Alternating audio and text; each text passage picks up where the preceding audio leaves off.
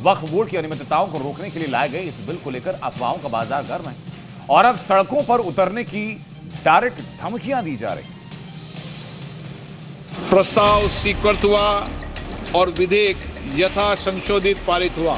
मैं गांधी की तरह इस कानून को फाड़ता हूं। ये अनकॉन्स्टिट्यूशनल है सर। संसद का कानून है, सबको स्वीकार करना पड़ेगा।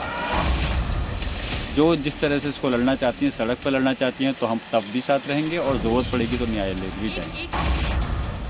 वक्फ संशोधन बिल को लेकर कट्टरपंथी गुटों और मौलानाओं की बेचैनी बढ़ गई है। भड़काऊ बयानबाजी और धमकियों का सिलसिला तेज हो गया है। सवाल उठता है कि आखिर सच्चाई से भागने की कोशिश क्यों हो रही है।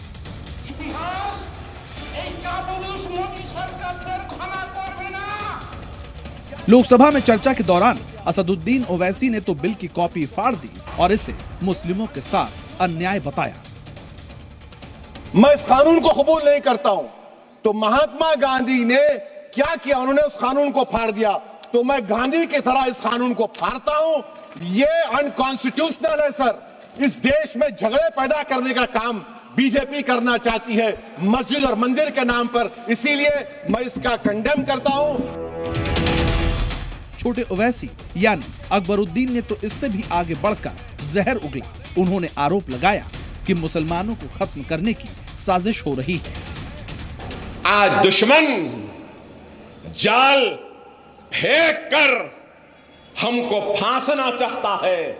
क्या तुम उसके जाल में फंसना चाहते हो या उसके जाल से बचकर फिजाओं में बुलंदी पर उड़ना चाहते हो?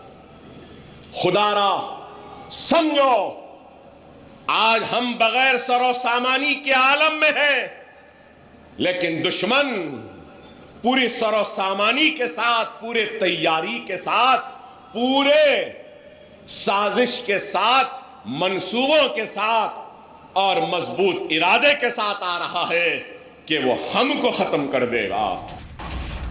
अकबरुद्दीन ओवैसी ने यह भी कहा कि बिल के जरिए नफरत का बीज बोया जा रहा है, मुस्लिमों को टारगेट किया जा रहा है।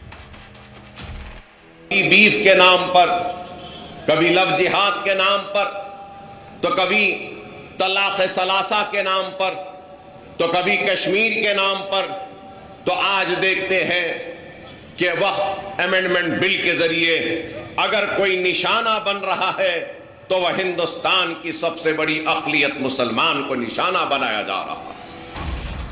वक्फ बिल के विरोध में धमकी तक दी जा रही है। कहा जा रहा है कि विधेयक वापस नहीं लिया गया तो मुसलमान सड़कों पर उतरेंगे। देश बर्बादी के कगार पे खड़ा हो रहा है, बेरोजगारी बढ़ रही है, महंगाई बढ़ रही है, देश पे कर्ज बढ़ रहा है। इन चीज़ों पे कोई डिस्कशन ही नहीं हो रहा है, बस सिर्फ और मुस्लिम हिंदू कर रहे हैं। मैं समझता हूँ ये देश के लिए बहुत हानिकारक है। मैं तमाम हिंदू भाइयों से कहना चाहता हूँ कि ये लोग सिर्फ मुसलमानों के खिलाफ नहीं है, ये आप सबके खिलाफ हैं। क्योंकि जब इकनॉमी खराब होगी, जब महंगाई बढ़ेगी, देश पे कर्ज बढ़ेगा, तो ये आपको भी अफेक्ट करेगा। आप निकलिए सड़क पर इनके खिलाफ। हम इसकी लड़ाई को जो हमारी तंजीमें हैं समाज की, जो जिस तरह से इसको लड़ना चाहती हैं, सड़क पर लड़ना चाहती हैं, तो हम तब भी साथ रहेंगे और जरूरत पड़ेगी तो न्यायालय भी जाएंगे। कुछ कट्टरपंथी मौलाना भी इस बिल के खिलाफ जहर उगल रहे हैं। झूठ फैलाया जा रहा है कि ये बिल मुसलमानों की संपत्तियां छीनने के लिए लाया गया है।